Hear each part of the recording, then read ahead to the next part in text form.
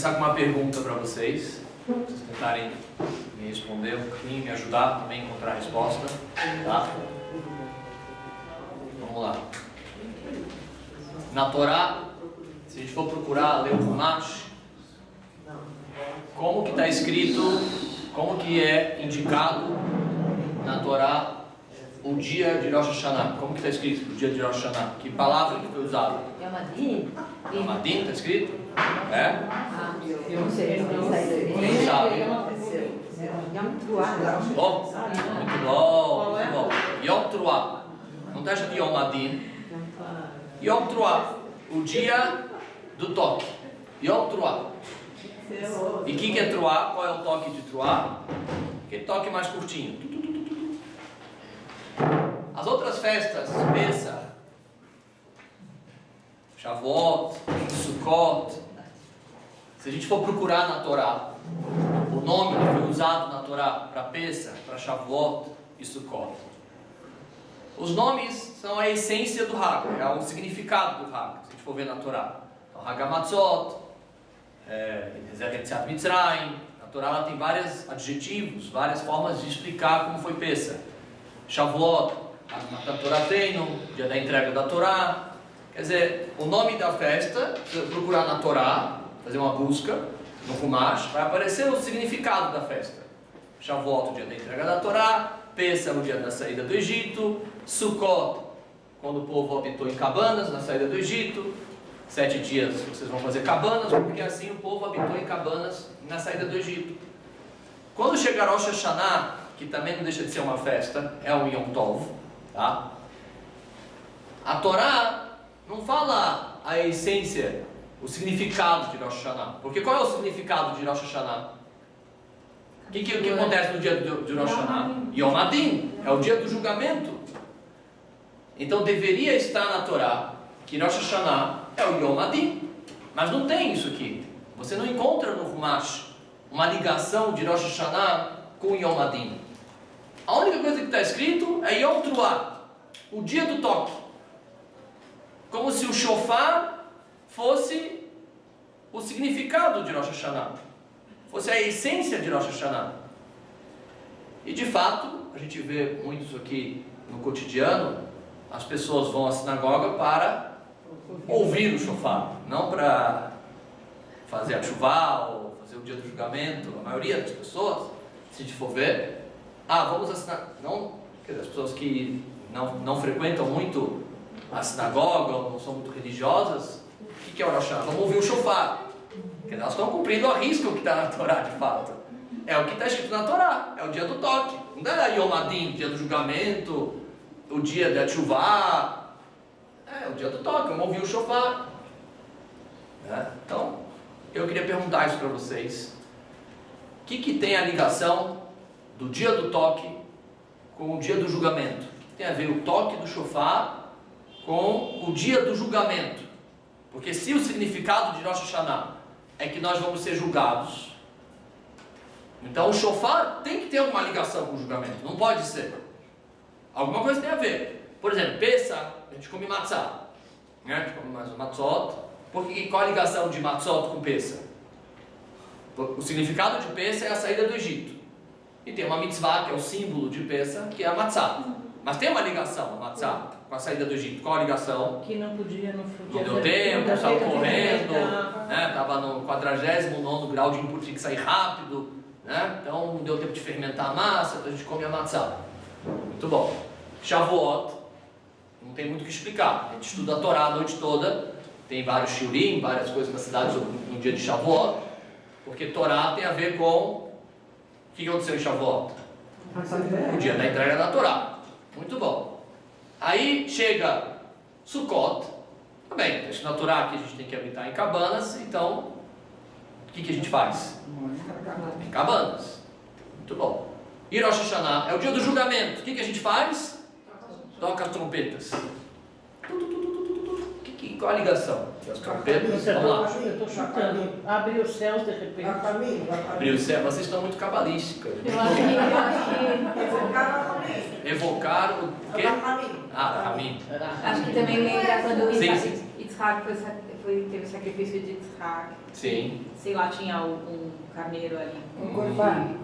que foi mudado, né? Sim. O sacrifício. Sim. Pra Então, historicamente, tem uma história, mas onde entra o shofar nessa história da Kedat Yitzhak? Não estou encontrando o o chifre toque. do carneiro. Ah, o chifre do carneiro. O chifre do carneiro. Mas é muito longe isso aqui, né? Mas Moshe tocava shofar. Vamos ouvir Eu não? queria comentar que tem uma outra diferença. Sim, pode falar. Todos os que você falou, todas as festas que você falou, são uns cabim mesmo. O Rosh Hashanah não é considerado um cabim. Também Sim. é uma diferença. Também é uma diferença. Na criação do Não homem. é, Tá, não é diferente. tá aceita a observação. Tá? Não é Yom Tov? É Yom Tov, mas não é o Shalosh Não é o Regalim. final do Chodesh Elul, É, talvez? Alguma coisa com isso também? Aí, é. Mas Moshe tocava shofar para chamar o povo. Sim, Não é um chamado. um chamado. Shofar é um chamado. A gente. Tá bom. Vamos lá. Então, vocês estão me ajudando bastante. Vocês me ajudaram bastante. Não é nada disso. É, não, é. Pior. A coração de Hashem. Também. Vai ver. Ó, E tem ligado até Shuvá. chuvá. O que tem a ver com chuvá? É uma pergunta tão E você simples, né? acorda e Ah, desperta para chuvá. desperta. Bom, Nossa, a Rabino bom. Sani falou que tu é do choro. Do choro. Da Tem a ver com o choro da mãe de Sisra. Na verdade, eu tinha dado uma aula Você que pega de falava mochila sobre aqui, a Hanut e a Gashmiut. Ah, Como que na hora que você toca o shofar, você está colocando a Ruhanut dentro da Gashmiut. E assim também na hora que Deus faz o julgamento do mundo, o mundo ele criou para ter Ruhanut dentro da materialidade. sim. Então, mas agora, seguindo o raciocínio da Nathalie, quando Abraão Avinu ele fez o Akedat Yitzhak, ele teve que transformar a sua própria midá, que era uma midá de Chesed, para uma midá de Din, que era o teste dele, porque na verdade ele era Chesed. Então ele teve que transformar. Agora, em Rosh Hashanah, Hashem está sentado num trono de Din. E a gente pede para Hashem como que Abraão Avinu conseguiu transformar a sua própria midá de Chesed para Din. A gente pede que Hashem troque a sua midá de Din para Chesed. Que faça, porque é uma Din, né? Mas É de ajudamento. desculpa interrompê-la. Como que eu vou explicar isso aqui? Na hora que toca. Como que eu vou explicar isso aqui para um rapaz que no dia do Rosh Hashanah ele está coroa, muito bom. Eu não entendo o que vocês estão falando, tá? Vocês estão muito religiosos, muito. É o choro da nossa alma. Sim, mas está muito filosófico. Não, que Hashem sai do trono de Din e senta no trono de Então, mas como é que eu vou explicar isso aqui pro... Ele quer Tacles. O menino está aqui, a moça está aqui, ela não sabe de nada. Tá? Olha, o trono divino, Irahamim, Ibradim. Acho que já sei da outra aula. Aí ela não. Mas peraí, Rabino, eu só estou ouvindo um tututu, Acho que já sei. estou ouvindo Eu já uma sei. corneta. Acho que eu já sei da outra aula. Que ele nos escuta, mas que com o toque do shofar, ele vai prestar atenção, o Yazin. Ah, Shem, vai prestar atenção? Acorda, desperta. Vai ser, Mas aí, tá, não, lógico, eu não quero. Não, tá. Joga uma unidade. Nós tem alguma coisa física pra Sim. gente conectar. Sim. E no Rosh Hashanah tem É o o shofar Shofar. físico. Tá bom, tá certo. O senhor já conseguiu a discussão entre Qual que é a pergunta? Qual que é a pergunta? O que você quer Vocês explicar? não podem estagnar. Então vamos lá. Não, tá tudo certo. Eu só tô só fazendo uma coisa mais assim. Tá tudo certo o que vocês estão falando, tá? Mas assim, tá bom? Tacles. Vamos no ponto que precisa. Tá tudo certo o que vocês estão falando. Explicações do Zohar, explicação Mas como é que a gente fala explicações pra do mim? Sefer Atudá, tudo tá. Tem tudo que vocês estão falando, tem onde está escrito o que vocês estão falando. Tudo tá é mesmo. Tá tudo certo, tudo certo. Tá? Mas como a gente tem pouco tempo, eu vou tentar deixar uma mensagem, né, que eu venho aqui com esse objetivo. Deixar uma mensagem mais objetiva, tá? Mais objetiva, do que o toque do shofar representa, porque a Torá, ela resumiu muito as informações. O Humash é muito resumido, tá? As explicações, na Gemara, no Mishnah, no Midrashim, a Torá ela foi muito táctil. Pensa, você come matzá, em Sukkot você senta nas cabanas, em Shavuot você estuda a Torá. Tá bom? Tá claro? Yom Kippur você jejua, por favor. Tá? E Rosh Hashanah você toca o shofar. Toca ou escuta? Ouve o shofar. Yom Trual, para tocar. Tá? Então como é que faz? Eu quero entender assim. Tá bom, eu vou comer matzá em Pesa, vou sentar na cabana em Sukkot, vou estudar a Torá em Shavuot, em Yom Kippur eu vou jejuar. Faz sentido. Né? Agora no Rosh Hashanah eu vou tocar o shofar. Mas quando eu vou tocar o shofar, não está muito claro para mim, está muito filosófico essa coisa do shofar. Bom, comer matzá também. Matzá já é uma coisa que eu estou comendo algo que os antepassados comeram. Acaba uma tradição, falar que a pessoa vai se conectar É mais com isso. simbólico, você está falando. É muito abstrato. Muito o abstrato, negócio. é. Para eu chegar no Yom Adin, vocês tiveram que dar muitas explicações aqui. Tá? Para eu chegar, que é a coroação, e o Akedat Yitzhak, tá tudo certo. Essa é a explicação. Tá? Mas eu quero uma coisa mais objetiva. Então, eu queria falar uma coisa para vocês, antes de eu chegar na resposta. Só está parecendo a novela de Rede Globo. Rolando. Olha, só uma coisa.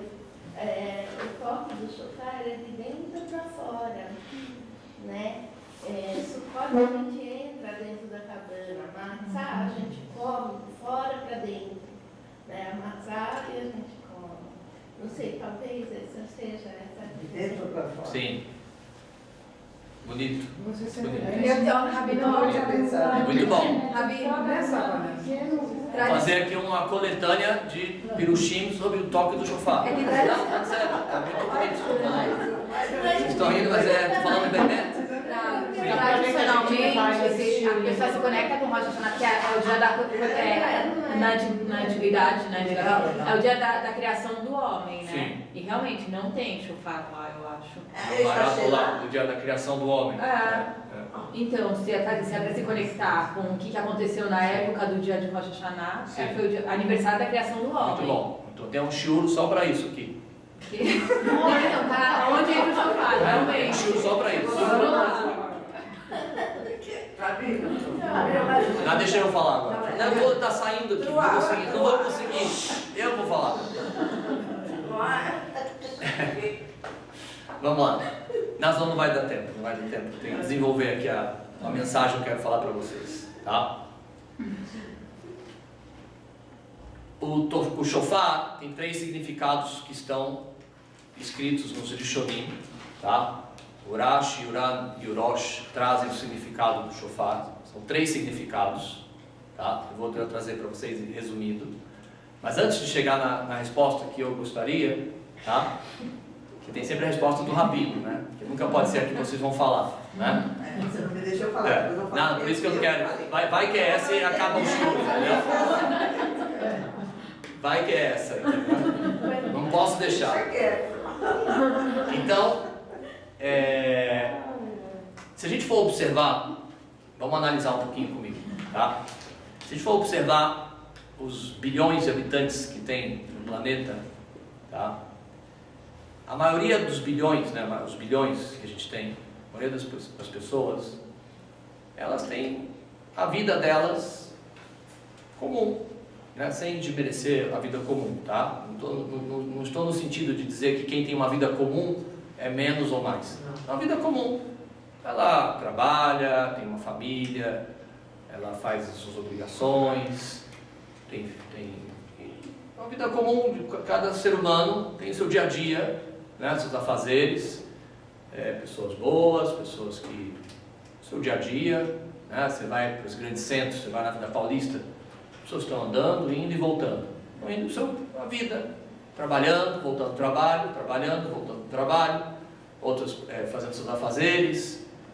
A maioria do mundo é assim. Se a gente for para Manhattan, se a gente for para Xangai, se a gente for para Tel Aviv, Jerusalém, Mahané Yehuda, você vai ver as pessoas indo e voltando. As pessoas estão andando. Se você parar uma pessoa na rua, tá? Se eu parar algumas pessoas na rua, você vai perguntar: o que você faz? Como assim, o que eu faço? Trabalho. Trabalho, tal, tem minha vida, tem meu dia a dia, né? Tem minhas coisas. Tá? Assim é a maioria das pessoas, tá? Tem os extremos, tá? Tem as pessoas que nem isso fazem.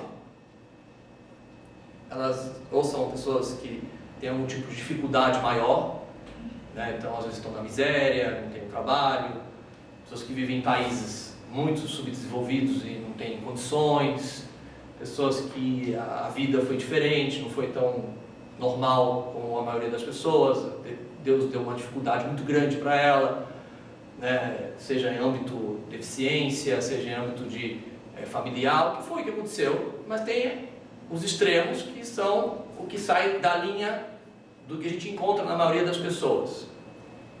Eu não vou falar agora dos problemas, das dificuldades, porque falar do mal, falar das dificuldades é uma coisa do dia a dia, é fácil eu impressionar alguém contando uma história trágica. É muito fácil. Eu tiro lágrimas, eu choro contando uma história trágica aqui. Contando uma história da Shoah, que fulano conseguiu, tal, e depois levou isso, a gente chora. O trágico, o ruim, o mal, a gente sabe que de praxe isso aqui mexe com a gente. O desafio é trazer o normal, o bom, a bondade, as coisas boas e se emocionar com isso aqui. Então, eu queria dizer o seguinte, que poucas pessoas na humanidade fazem a grande diferença para o bem. Para o mal está cheio, tá bom? Mas para o bem, eu estou dizendo aqui para o bem, que o nome dela está no livro de história pelo bem. Você abre o livro de história, fulano de tal fez o bem. O que faz uma pessoa estar com o nome dela no livro de história pelo bem? Ela fazer parte, quer dizer o seguinte, vamos supor que eu vou pegar um cientista, tá? Que ele conseguiu inventar uma máquina de ultrassonografia, tá? Que através dessa máquina você pode já diagnosticar um monte de coisas antes da hora e consegue tratar uma pessoa e ajudar a pessoa. Quem inventou o aparelho de ultrassonografia? Eu joguei uma ideia, tá? Quem foi esse homem? Né? Quem que inventou isso? Ou o cara que inventou não sei, o chocolate. Chocolate é gostoso? Chocolate? Gostoso, né? Quem inventou o chocolate? Sabe quem inventou? É legal, um chocolatezinho, frio então, chocolate quente, tal. As pessoas que fizeram coisas boas, que saíram do dia a dia, pessoas que escreveram o nome delas na história, fizeram a grande diferença, tá? Eu tenho uma pergunta para vocês. Quando Pedro Álvares Cabral descobriu o Brasil, tá? Ele descobriu o Brasil no dia 22 de abril de 1500, né? Assim está um livro de história. Foi uma coisa legal que ele fez, né? Descobriu o Brasil, né?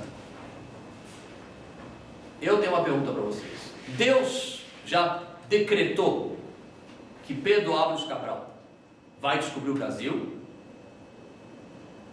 Ou isso aqui foi uma decisão dele, do próprio pessoa? Ele decretou que alguém vai descobrir Olha a pergunta o Brasil. difícil. Hashem decretou que alguém vai descobrir o Brasil. Mas a pessoa, Pedro Álvares Cabral, vestiu a camisa e foi lá. Eu acho que Ele teve a... Não, ele queria ir para a Índia. Ele queria um caminho mais curto para comprar especiarias. E por engano Ele teve os méritos de descobrir o Brasil. Ele Alguém da família dele passou para ele. Hashem decretou que Mas alguém é Hashem. descobriria o Brasil. O fato histórico estava decretado. Mas ainda estamos misturando as bolas aqui. Sim. Misturando, não é aquilo que a gente acha que é livre-arbítrio, não. De um ser superior, e lá em cima também sabe. Já decretou tudo. Quer dizer, então ele foi só uma marionete. Pode ser, pode ser não. Opinião, estou vendo. Está misturando. Calma que a gente já vai responder a primeira. Não fiquem achando que estou enrolando as coisas, tá? Já vai chegar no início da aula. E o que está em cima do decreto? É muito filosófico, né? Muita filosofia aqui. É o que eu entendo. Tá? Muito bom. Tanto para o bem quanto para o mal, a senhora está falando. Se alguém faz uma coisa ruim também. Uma marionete. Então, se Marx chamou Adolf Hitler, chegar lá no céu, ele tem um bom argumento para falar. Olha, Deus. Já estava decidido, já queria fazer isso. Não, é a decisão dele de fazer. Mas Deus já vê isso lá no... Deus vê o presente, o futuro e o passado. É complicado. Ele vê tudo. Mas ele vê já tudo, sabe. então o que eu fiz? Ele, não, o que você Cadê fez, a você diferença vê em que outros você faz? tempos, você vê em outro. É outro Mas tempo. a Olha você lá. não perguntou se ele sabia, você perguntou se Deus decretou, você não perguntou se Deus Decretou. sabia. Quero saber se ele decretou. Ele decretou que alguém descobriria o Brasil. Não. Não decretou Quem? Pedro Álvares Cabral. Muito bom. Então vamos lá. Então vamos analisar o seguinte. É lógico que a gente não vai discutir o livre-arbítrio agora, porque é outro tema, tá? Muito filosófico, tá? Mas o Rambam, Maimônides, ele escreve isso aqui em Alachot Deot, tá? No livro dele, Mishneh Torah. Ele escreve isso aqui também no Moreh Nevuchim, um livro muito complexo. Ele escreve uma coisa fenomenal, que é uma dica muito importante para a gente, para a vida. E essa dica que ele escreve vai responder essa pergunta que eu fiz agora e vai responder a nossa primeira pergunta também. Fala o Rambam, uma coisa muito bonita. Fala o seguinte: a verdade é que Deus já predestinou muitas coisas, muitas gzerot, muitos decretos. Tem muitos decretos. Em Rosh Hashanah nós vamos ter muitos decretos. Bezrat Hashem, que sejam todos para o bem. Mas, presta bem atenção nisso aqui. Esses decretos, eles precisam de shlichim, precisam de mensageiros, para que esses decretos possam acontecer. Tanto Deus me livre para o bem, para o mal, ou seja para o bem. A pessoa, ela própria define e decide o seu destino na história. Assim fala o Rambam. Ela vai decidir se é a protagonista desse decreto ou não. Aí o próprio decreto em si, aí depende da nossa tefilá, da nossa tzedakah, da nossa teshuvá. Tem decretos que são revogáveis, tem decretos que são irrevogáveis. A gente não sabe quais são. Deus não informou para a gente isso daqui. Deus não informou, não deu essa informação para a gente. Quais decretos eu consigo mudar e quais decretos eu não consigo mudar? Não tem essa informação. A Torá não é um livro de cartomante, nem um livro de profecias para você ficar procurando as profecias. Você pode encontrar coisas depois, mas ficar procurando profecias, a Torá não foi para isso aqui. Tem decretos que dá para mudar, mas quem vai ser o protagonista da história é você que vai decretar. Ah, mas Deus já sabe o que vai acontecer. Isso o Zohar já explicou, que mesmo coisas que Deus pode saber, ele se distancia desse conhecimento para que o homem tenha o livre-arbítrio pleno na hora da sua decisão. Deus pode no potencial, mas de fato não faz. É como se eu tivesse um papelzinho já escrito o fim da história, mas eu não vou abrir o papel.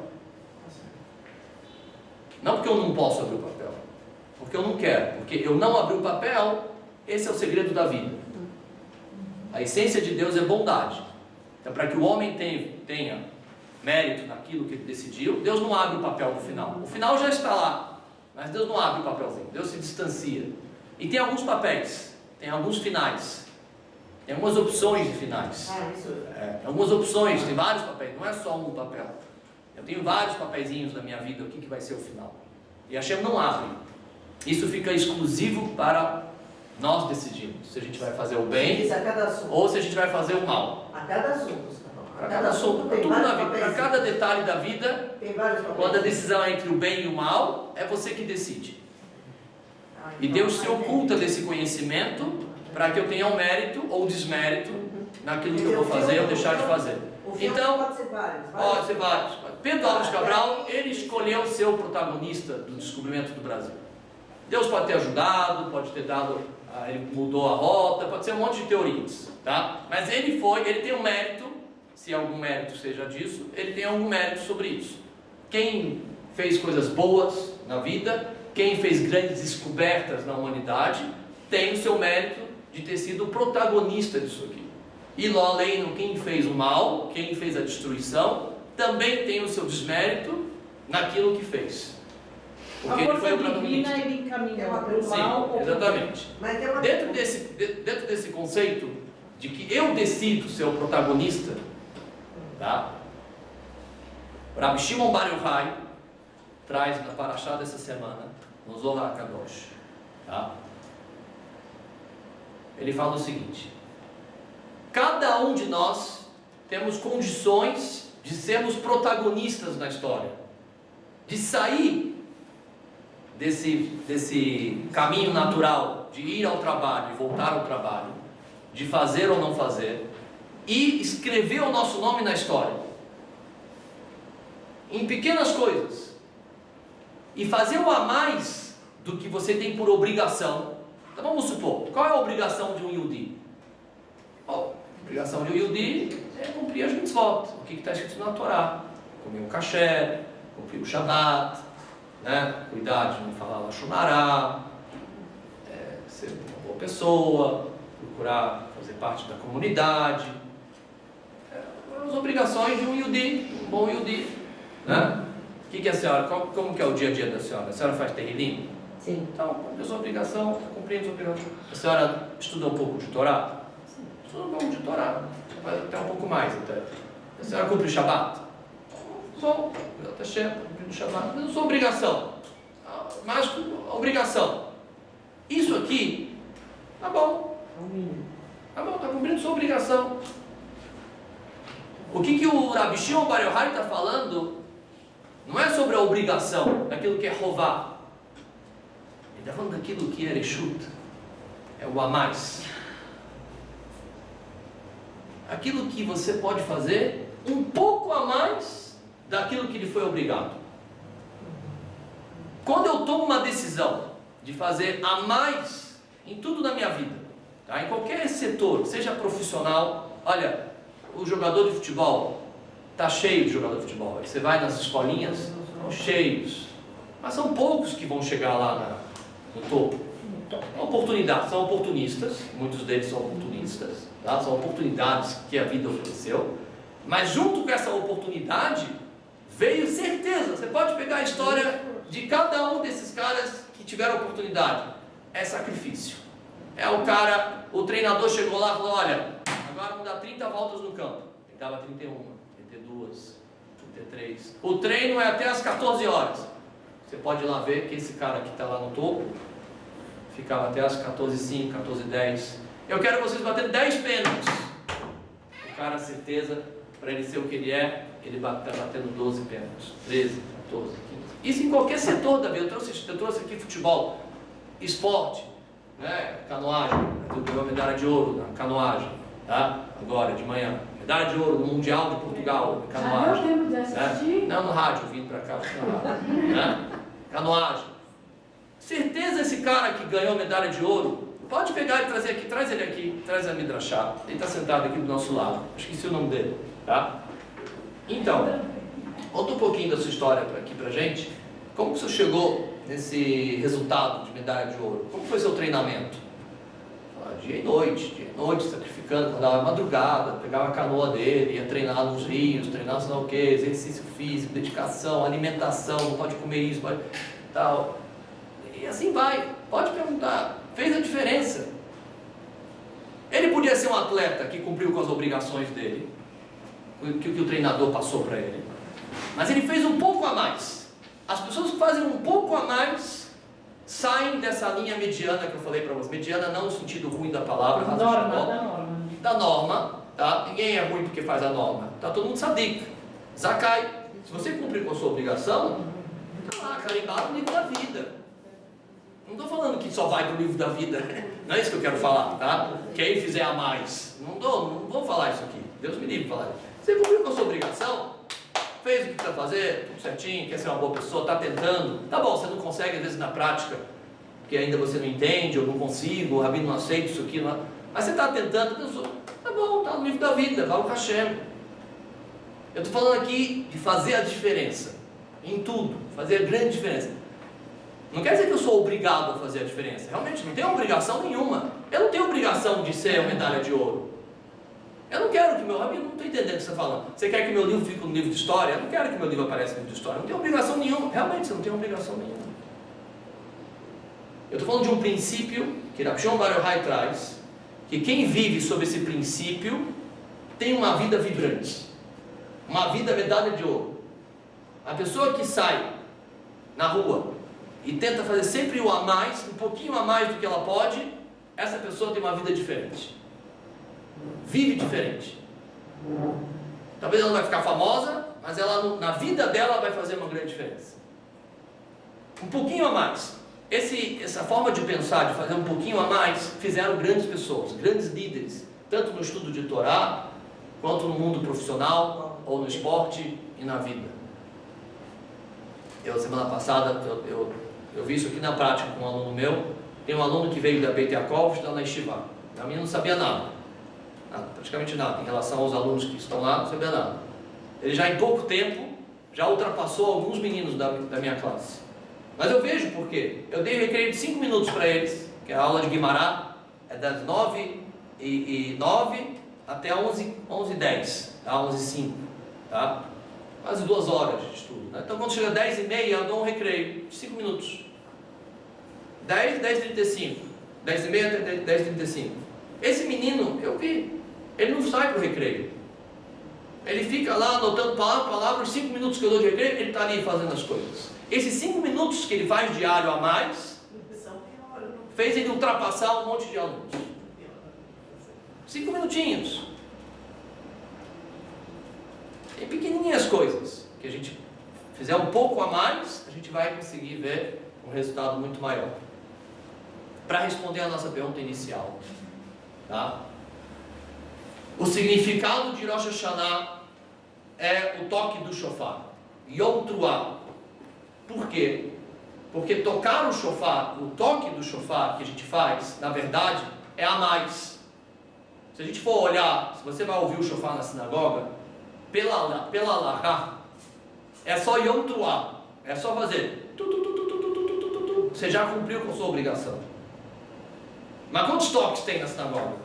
Um monte. Mas não para de tocar. Não para. Inventaram, Shivarim Truah, porque o choro começa assim, o choro começa assado, e tal, e mais um toque. Aí você acha que já acabou, no final do que tem mais uns toques. Fora o vizinho que ensaia 6 meses. Aí vai um outro que acha que não saiu da obrigação e quer tocar de novo, e tal, em casa e toca. Pela Torá. Basta fazer um toque só. E Yom Truah. É um toque. Mas o shofar, a gente toca um monte. Toca um monte. Olha que bonito isso aqui. Quem fala essa resposta que eu vou falar para vocês é o Uran, Rabbeinu Nissim. Tá? Rabbeinu Nissim. Ele fala que o toque do shofar tem 3 significados. Tá? A gente toca o shofar em Rosh Hashanah. Um significado. Vocês falaram muito bem aí. Tá? Porque isso desperta para chuvar. O toque desperta a pessoa. Tá? Faz a gente lembrar o que a gente tem que fazer no dia. Né? Despertar a gente. Então o toque é para despertar. Né? Os Ashkenazim já começam a tocar um mês antes até. Tá? Isso desperta para chuvar. Já que é o dia do julgamento que está chegando, então o shofar ele ajuda esse significado. Né? Outro significado que tem é que o toque do shofar confunde o Satã. O que quer dizer isso, confunde o Satã? O Satã deve ser muito bobo, né? Porque todo ano a gente confunde ele. Dá bem, né? O que quer dizer isso, confunde o Satã? Ele não sabe que confunde o Satã. Quem que escreveu essa resposta? Porque não tá, o Satã deve ser muito bobo, muito, porque Cai na mesma. toda piada ele ri, né? A mesma piada. O que está acontecendo? O que isso confunde o Satã? Olha que bonito isso aqui. Nem Mevarchim Chodesh. O que está acontecendo? Na verdade, o Satã sabe 2 respostas. Por que confunde o Satã? Primeira resposta: O Satã sabe, Satã e Yetzer Hará é tudo a mesma coisa, tá? Tudo farinha no saco. O Satã sabe que quando Mashiach chegar, vai ter o toque do shofar. E é o dia da morte dele. Ele vai aposentar. É escrito na Gemara em Sukkah que o Mashiach vai pegar o Satã e vai fazer shritá nele. Não vai ter mais Yetzer Hará. E vai ser o dia do toque do shofar. Então, o que quer dizer que confunde o Satã? Que estremece. O Satã, todo ano, será que é esse ano?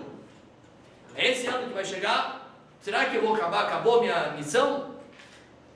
Isso estremece o Satã. Tá bom. Dá para ainda perguntar, tá bom, mas você viu que ano passado não aconteceu nada, por que você tem medo ainda?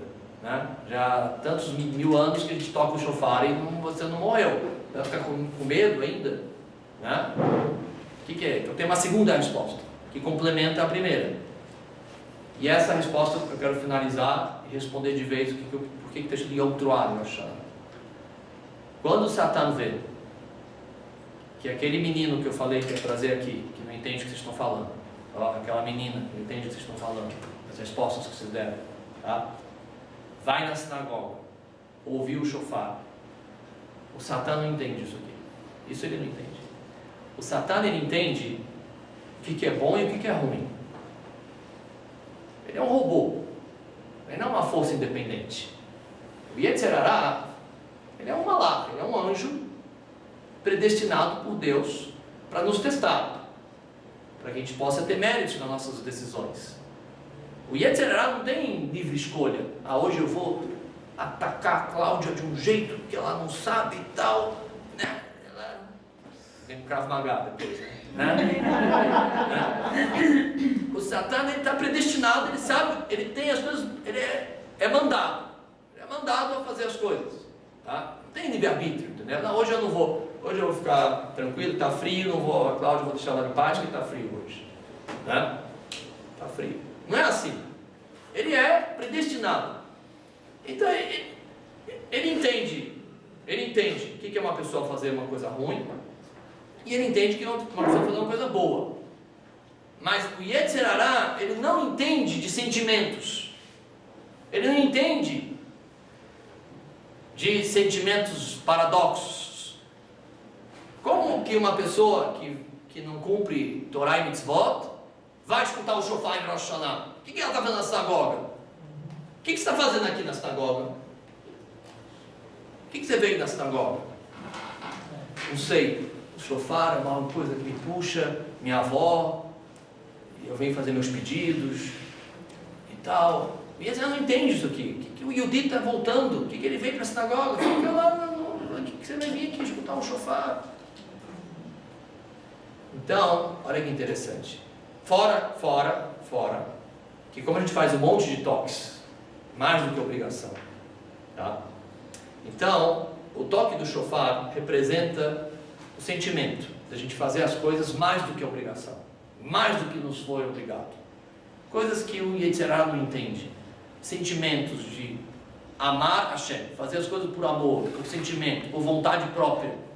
Olha, Rabino, pode ser que eu não cumpro muito a religião, mas o shofar tem um significado na minha vida. E isso é válido. É válido. E Yetzer Hará não entende isso aqui, mas é válido. Esse passo que a pessoa deu de ir à sinagoga escutar o shofar é válido. É muito válido. E isso que a gente escuta um monte de toques, todo mundo em silêncio, ninguém tem coragem de abrir a boca. Quase ninguém, né? Tem uma conversinha. Quase, exagerei. Né? Quase ninguém abre a boca no shofar. Mas são um monte de toques. Isso mostra o quanto a gente gosta de fazer as coisas, o quanto a gente gosta de cumprir as mitzvot. Uma vez um aluno veio me perguntar: Rabino, tem que usar tzitzit à noite? Que a mitzvah do tzitzit, acho que é de dia. À noite não tem obrigação de usar o tzitzit. Mas eu preciso usar o tzitzit à noite, né? Os tzitzit, os fios que a gente usa. Tá? Eu falei: olha, a verdade é que por obrigação você não tem nenhuma obrigação de usar à noite. Mas você gosta de Hashem? Você gosta de fazer as coisas e tal? Eu gosto. Então, qual o problema? Usa à noite também. É o a mais. Esse a mais, tá? É o que vai fazer a grande diferença na nossa vida, tanto em relação à profissão, seja você um profissional, tanto em relação aos nossos laços familiares, com as pessoas que a gente convive na nossa família. Tudo que você faz a mais do que é sua obrigação vai fazer uma grande diferença. Pode colocar isso em prática hoje, na hora. Você chega em casa, todo dia você fala bom dia, boa tarde, boa noite, faz a mais. Ou em vez de só falar bom dia, boa tarde, boa noite, você dá um abraço, você dá um beijo, você faz uma coisa a mais. Você fala um boa tarde com mais, uma diferença a mais. Tá bom, você faz sobre você, é a pessoa educada. Ninguém está reclamando disso aqui. Mas é o a mais, fazer aquilo que é autêntico, algo seu, pessoal, autêntico, seu, de coração, com seu sentimento. E isso faz a grande diferença no dia do Yom Adin. Para Kadosh Baruch Hu, se a gente for abrir o profeta Ishaiah, vou terminar com isso aqui, é de estremecer. O profeta Ishaiah dá uma bronca no povo na época dele. Ele fala, pode pegar em português mesmo, você vai ler lá. Você vai ler. Eu não quero mais os seus korbanot. Eu não quero mais as suas rezas. Eu não quero mais ouvir nada de vocês. Não preciso comer? Hã? É esse que fala, não preciso comer? Isso, exatamente. Não preciso de comida, não preciso de suas rezas. Pode olhar lá. O Teim também fala. Tem Teim que fala. O profeta Ishaiah. Tem uma pergunta sobre isso aqui, mas por que o profeta está reclamando? O profeta, na verdade, ele é um mensageiro de Deus, né? Na verdade, por que Deus está reclamando das coisas boas que eu faço? Afinal, eu estou levando o korbanot, eu estou indo no Beit HaMikdash, não é que eu não estava indo na época de Ishaiah, eu estava levando o korbanot, eu estava fazendo as coisas. É a Kavaná. Exatamente. Eu quero o seu coração, Hashem fala, o seu coração, teu sentimento, vibrar. Viver uma vida com vibração, emoção, com amor, fazer as coisas com amor, com vontade. E isso na prática, a dica é, tá bom, como que eu faço na prática? É fazer o a mais, pouquinho em pouquinho, um pouco a mais, né? Você vai acender a vela de Shabbat, você pode usar óleo de soja ou azeite de oliva. Quem usa óleo de soja, que é óleo de cozinha, está cumprindo com a obrigação. Ah, mas azeite é muito caro, Rabino. Um pouquinho a mais. Mistura então o azeite com óleo de soja. Ah, eu acendo com vela de parafina. Já estou cumprindo minha obrigação também. Mas o melhor é com azeite. Se você pode usar o azeite, que é o melhor, por que não? Tá, amigo, mas isso aqui é demais já. Eu estou acendendo a vela. Você quer o que de mim? Eu quero o seu coração. Eu quero que você, se você fosse escolher um presente para si própria na loja, você escolheu o mais barato ou o mais caro? Para você. O melhor. Você quer o melhor para você. Deus quer o melhor da gente. Então, naquilo que a gente pode fazer, melhora. Naquilo que eu já faço, aprimora. Tem muita coisa que eu já faço por obrigação. Agora eu vou trabalhar um pouquinho a mais. É uma coisa muito sensível, mas que faz a grande diferença. Nesses atletas, nos profissionais, em tudo na vida. E no espiritual não é diferente. A diferença vai ser no pouquinho a mais que eu vou fazer. Por isso o Rosh Hashanah, na Torá, é chamado de Yom Teruah. São vários toques pequenininhos. Não é Tekiah, Yom Tekiah.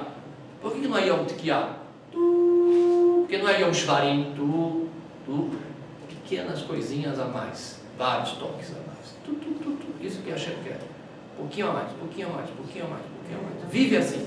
Se a gente viver nesse princípio, sempre tentar fazer um pouquinho a mais, aí Bezrat Hashem a gente vai ter não só a obrigação, que é o que a gente já faz, mas uma obrigação vibrando, satisfeita, alegre, feliz e uma vida bem melhor. Tá bom? Shana Tová. Shana Tová. Obrigada.